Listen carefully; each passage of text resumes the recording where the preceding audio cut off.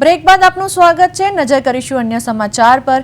પંચમહાલના પાવાગઢમાં સર્જાયેલી એક દુર્ઘટનાએ ભક્તોમાં શોકનું મોજું ફેલાવી દીધું છે। માચીથી ડુંગર તરફ જતા માર્ગ પર પથ્થરો અને માટીની ભેખડ ઘસી પડતા યાત્રાળુઓને તેની ઝપેટમાં આવી ગયા હતા।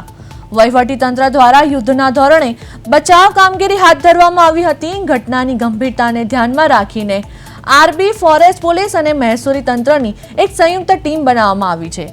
આ ટીમ દ્વારા સમગ્ર ડુંગર વિસ્તારનું પુનઃ નિરીક્ષણ કરવામાં આવી રહ્યું છે। જ્યાં પણ જોખમી સ્થળો જણાય ત્યાં સુરક્ષા વ્યવસ્થા મજબૂત કર્યા બાદ યાત્રાળુઓ માટે માર્ગ ફરીથી ખુલ્લો કરવામાં આવશે। તંત્ર દ્વારા હાલ સુરક્ષાને સર્વોચ્ચ અગ્રતા આપી રહ્યું છે।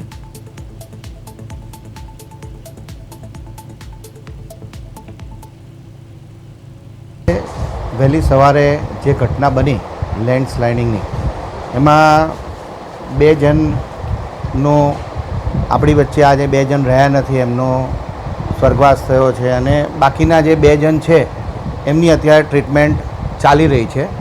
2 જણ જે હતા એમને સામાન્ય ટ્રીટમેન્ટ આપીને અહીંયાથી એમને રજા આપી છે। એટલે જે ઘટના બની દુઃખદ ઘટના છે, એમને પણ ખૂબ દુઃખ થયું છે।